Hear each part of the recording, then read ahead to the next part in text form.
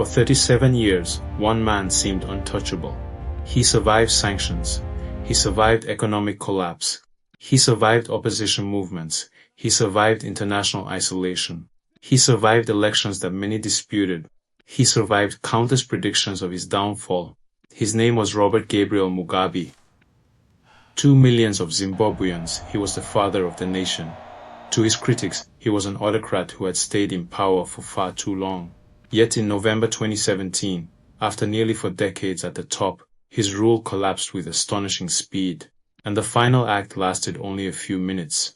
A single letter was read aloud in Parliament. The room erupted. Members of Parliament cheered. Some cried, others sang. Outside, thousands celebrated in the streets. The era of Robert Mugabe was over. But how did a man who had ruled Zimbabwe since independence lose everything so quickly? The answer lies in a dramatic power struggle, secret meetings, military intervention, betrayal inside his own party, and one fatal political mistake. This is the true story of how Robert Mugabe lost power after 37 years of rule. To understand Mugabe's fall, we must first understand his rise. Robert Mugabe was born in 1924 in what was then Southern Rhodesia, a British colony. Highly educated and politically active, he became one of the leading figures in the struggle against white minority rule. During the Liberation War of the 1960s and 1970s, Mugabe spent years in prison. His imprisonment transformed him into a symbol of resistance. When Zimbabwe finally gained independence in 1980, Mugabe emerged as a hero. The new nation celebrated. Many believed a brighter future had arrived. Zimbabwe inherited a relatively strong economy, productive agriculture, and one of Africa's best education systems. Mugabe became prime minister and later president. At first, he was admired around the world. Western leaders praised him, African leaders respected him. Zimbabwe appeared to be one of Africa's success stories. Few could have imagined how differently history would remember him. As the years passed, Mugabe consolidated power. Opposition weakened. Political rivals disappeared from influence. The ruling party, ZANU-PF, became deeply intertwined with the state itself. By the 1990s and early 2000s, Zimbabwe faced growing economic challenges. Land reform policies triggered international controversy. Sanctions followed. Investment declined, inflation spiraled. Millions of Zimbabweans emigrated, yet Mugabe remained politically resilient. Whenever analysts predicted his downfall, he survived. By his late 80s and early 90s, he had become Africa's oldest-serving head of state. Many Zimbabweans had never known another leader. For an entire generation, Mugabe was Zimbabwe. But age was creating a problem. Who would succeed him? That question would eventually destroy everything. By 2017, Mugabe was 93 years old. The question of succession dominated Zimbabwean politics. Two powerful camps emerged. One supported Vice President Emmerson Mnangagwa. The other supported Mugabe's wife, Grace Mugabe. Grace Mugabe had become increasingly influential. She addressed political rallies. She attacked rivals publicly. Many observers believed she wanted to succeed her husband. This alarmed powerful figures within the ruling party, particularly the military. For decades, Zimbabwe's military leadership had close ties with Mnangagwa. Many senior officers viewed him as the natural successor. The struggle was no longer merely political.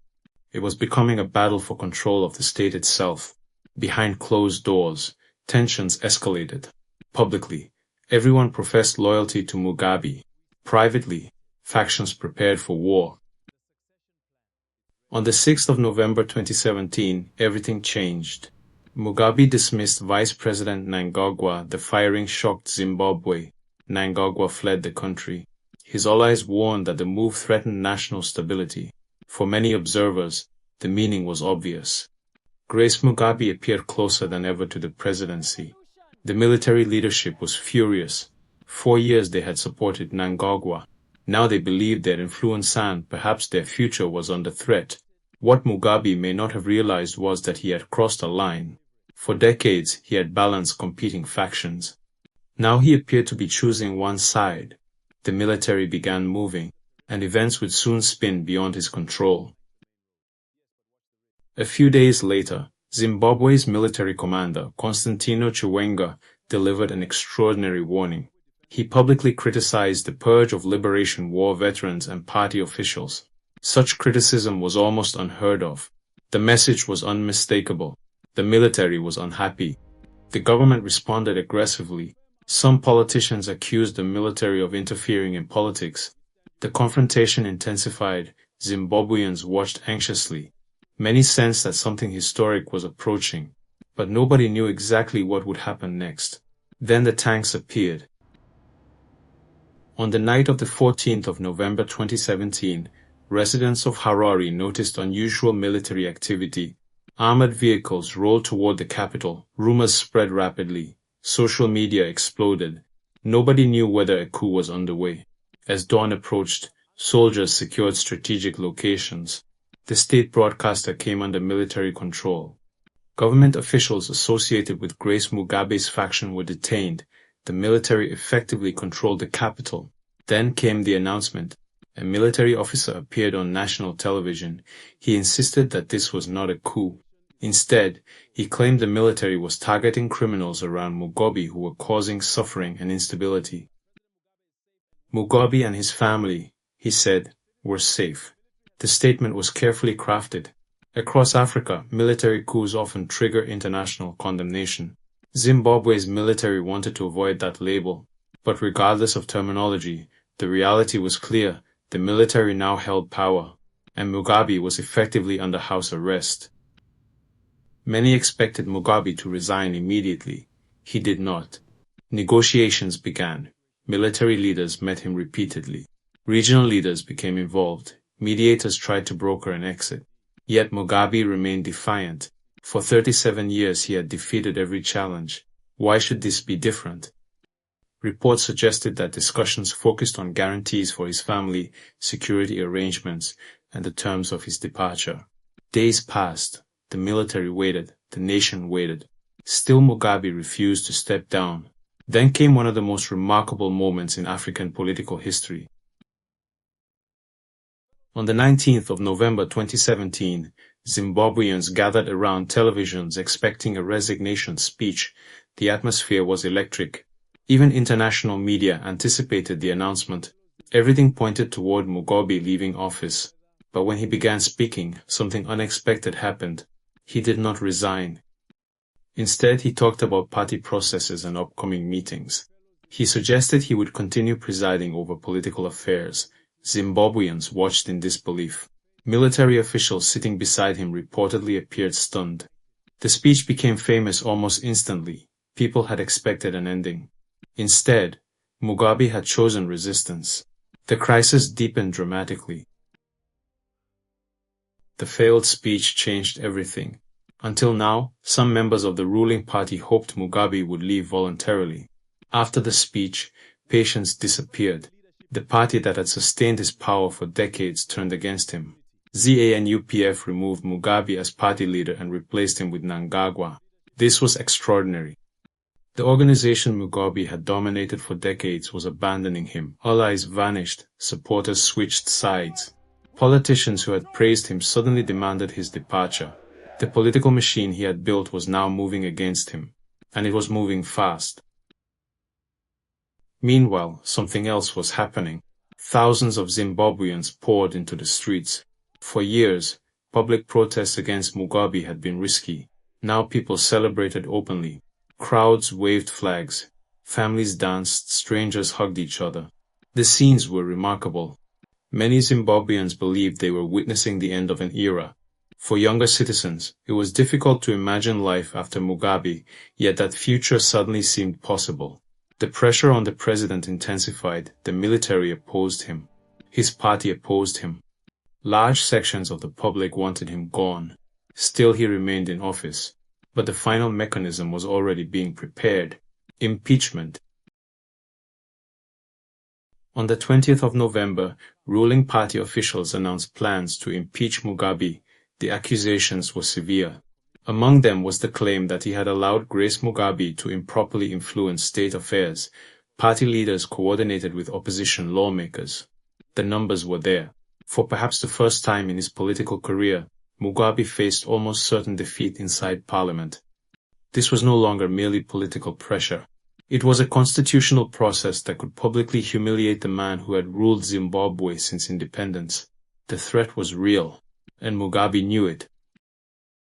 The 21st of November 2017, Parliament assembled. Impeachment proceedings began. Lawmakers gathered for a joint session. The atmosphere was tense, historic, unprecedented. Members prepared for what many believed would be the final battle of Mugabe's presidency. Debates started.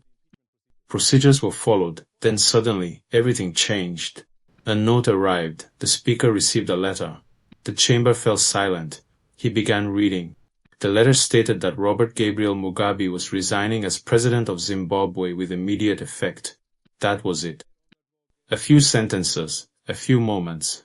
37 years of rule ended almost instantly. The reaction was explosive. Parliament erupted. Members shouted, cheered, clapped, some embraced, others cried. The impeachment process stopped immediately because it was no longer necessary. Mugabe was gone. For years, analysts had debated how his rule might end. Few imagined it would conclude with a letter read aloud in a matter of minutes. Outside Parliament, celebrations spread rapidly. News traveled through Harare almost instantly. People flooded the streets. Cars honked horns. Crowds sang. For many Zimbabweans, the moment felt surreal. Mugabe had been in power since 1980. Entire generations had known no other leader. Now he was gone.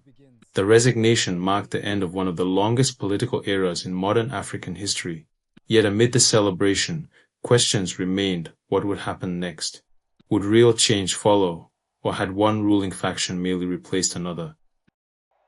With Mugabe gone, Mnangagwa returned. Only weeks earlier, he had fled the country. Now he was preparing to become president. The man whose dismissal had triggered the crisis was now its biggest beneficiary. Within days, he was sworn in as Zimbabwe's new leader. The transition appeared remarkably swift. But many observers noted that the military had played a decisive role. Operation Restore Legacy, as the military called it, had succeeded. Whether described as a military intervention or a coup, the result was undeniable. Mugabe's era was over. So why did Robert Mugabe lose power? The answer is not simply age, nor was it a sudden uprising. His downfall emerged from several forces converging at once. First, the succession struggle. The battle over who would inherit power divided the ruling elite. Second, the dismissal of Mnangagwa. That decision alienated powerful military figures who saw him as the preferred successor. Third, the military intervention. Without it, Mugabe might have survived yet another political crisis. Fourth, the collapse of support inside ZANU-PF. When his own party abandoned him, his political foundation disappeared. Finally, the impeachment threat. Faced with certain humiliation and removal, resignation became the least damaging option. Individually, any one of these pressures might not have been enough. Together, they proved overwhelming. There is a profound irony in Mugabe's downfall. For decades, he mastered Zimbabwean politics. He outmaneuvered rivals repeatedly. He survived crises that would have destroyed most leaders. Yet his final defeat came not from the opposition, not from foreign governments, not from sanctions, not from elections. It came from inside his own movement, the military leaders who once protected him, the party he had led for decades, the allies who had helped sustain his rule. In the end, the system he built turned against him.